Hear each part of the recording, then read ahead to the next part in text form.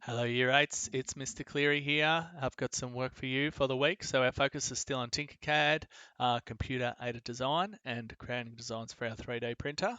Now, just to mention quickly, I haven't forgot about the work you've done on the drone. I did want to get out last Thursday, but the wind was incredibly off its head last Thursday. So, putting the drone in the sky would have been a bit of a risky move. Now, the weather forecast for this week doesn't look especially good either.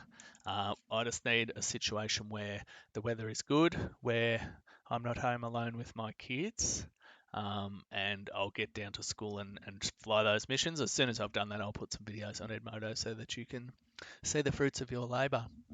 So, learning intention and success criteria for today, same as we were working with last week. So, to gain an understanding of computer aided design, or CAD as it's known. And your success criteria are I can load up web-based CAD software from home, so that's your Tinkercad.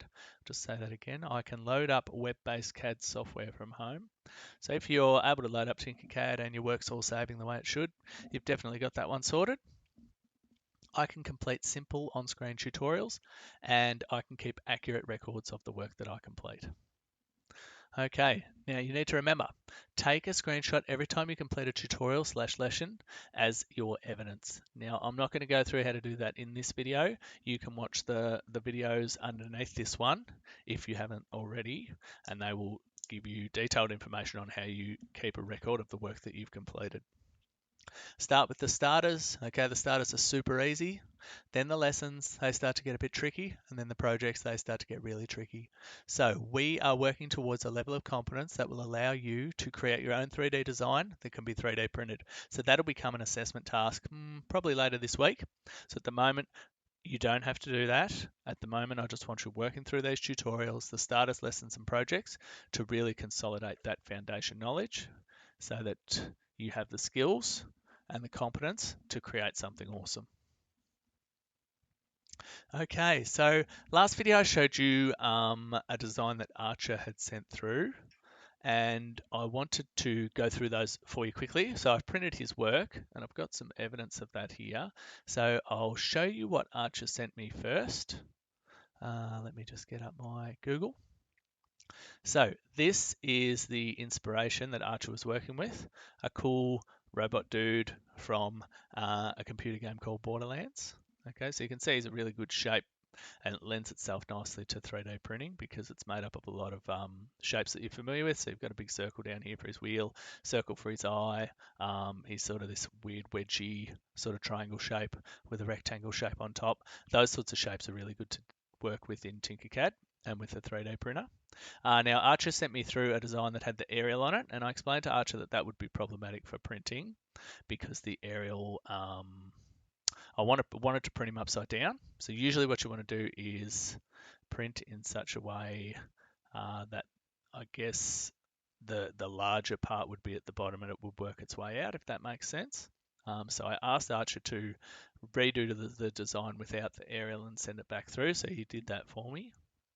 So this is Archer's design in Tinkercad, and Archer sent that one through to me, and I imported it into Cura, which is this software here, and this is the software where it is turned from a computer file, an STL or an OBJ, which are your most common 3D CAD files for 3D printing.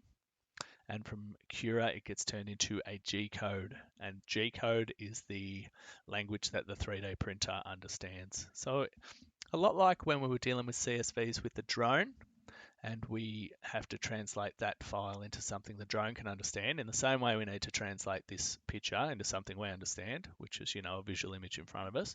It needs to be converted into the numbers that that a computer can read and understand and make sense of. So the first thing I did to this before I printed it was I upscaled it. Now I forget what I did, maybe 200%. I think that looks about right. And I rotated it, as I said. So it probably would have printed okay that way, but I've done enough prints to sort of know the best way to do those things. So I plopped him on his head, and he took about 3 hours to come out. It does give you a bit of an indication here down as it prepares here how long it will take to print. So it thinks about 3 hours and 25 minutes to print that one. Now, it didn't print it solid.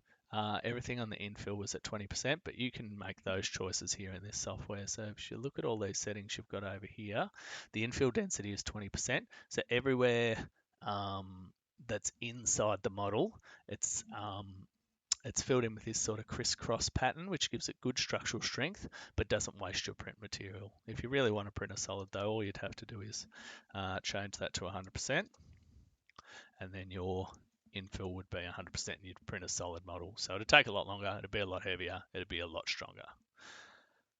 So I've got a couple of videos here that show the 3D printer in action. Hopefully they capture okay. I'll just turn the volume down on that if I can. 1 second. Just turn that one down so you don't have to listen to that. So this is the 3D printer in action. And this is not it printing, this is me getting it ready to print. So you can see this stuff coming out.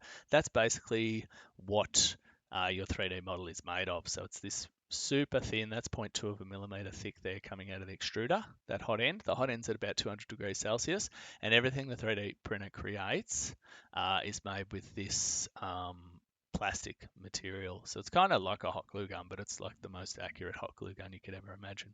And this over here is the big roll of the stuff. And it comes through this tube, which you can sort of see here where the mouse is, and it's pushed down into this end here, the hot end called the extruder. And this really skinny plastic is what it makes everything out of. So before I start printing, I always run a little bit of material through the print head to make sure it's coming out nice and clean. It is possible to fail a print if things go wrong or if it gets blocked up. So before a print, it's always good to send through a bit of material like this just to make sure you're getting a nice clean feed. So what do we got next? So this is early on in the piece. So this is the 3D printer doing its thing. So this print head here moves up and down, left and right as need be. There's the roll of print material coming through. And you can see down here, it's just starting at the very bottom level. So the thing that Archer printed, first it prints the very first 0.2 of a millimeter of stuff, and then it goes a little bit higher and prints the next bit, and higher and higher and higher and higher. And it goes and goes and goes and goes until eventually you end up with the design that you were trying to print. So just like before, when the spaghetti was coming out, or the plastic material was coming out, you can see here it would be pushing that out just little bit by little bit by little bit, and very, very, very gradually creating that little robot guy that Archer designed. So you can see the print bed moves, and the print head moves left and right along these two silver bars, and it goes up and up and up and up slowly as it does the different layers of the print. So that's right at the beginning of Archer's print. Got another one here. Looks like we're sort of halfway now. Now Archer's print wasn't perfect, and there's a couple of reasons for that. There's some things in his design that don't lend themselves well to being 3D printed, but the 3D printer we've got is not the absolute best 3D printer you can have either. So there's always limitations you've sort of got to work with. The skinny arms on Archer's design I was really worried about, but you can see that they didn't come out too bad there. And you can see the printer working away. It's got a little bit of mess on top there, which can affect the print. That little bit of mess there, that's not meant to be there. So the printer's done something wrong there. It's spat out a bit of plastic in the wrong spot, or something got stuck where it wasn't meant to be. But you can see it there, just putting a tiny bit on each arm and putting a tiny bit on the body as it just gradually goes higher and higher and higher and higher. And you can see that I have placed it upside down there on the print bed. That's the printer doing its thing. Oh, there's my you can see there, that's my Breath of the Wild Master Sword that I printed out. I have got some video of that I'll show you in a second as well. That's Archer's little robot doing its thing, coming into life with my really poor camera skills and low quality camera. So here is a video getting much closer to the end. So it's just starting to work on the wheel part here. Now it is possible to print a wheel that will spin, but this is not that kind of model. If you wanted a wheel that would spin, you'd probably have to print the wheel on its own, and then you'd have to print an axle on its own. You can't really print those as a solid thing because they're going to be stuck together inevitably. Now you can see here on the arms, this is a little bit of mess. It's not an accurate print there, but any sort of mess like that we can move or remove after the print is done. So sometimes you'll end up with a few imperfections, but once the model is off the print bed, you can use a file or your Dremel tool or those sorts of things, your really sharp zero knife or something like that to fix up any of those imperfections. So this is Archer's completed model.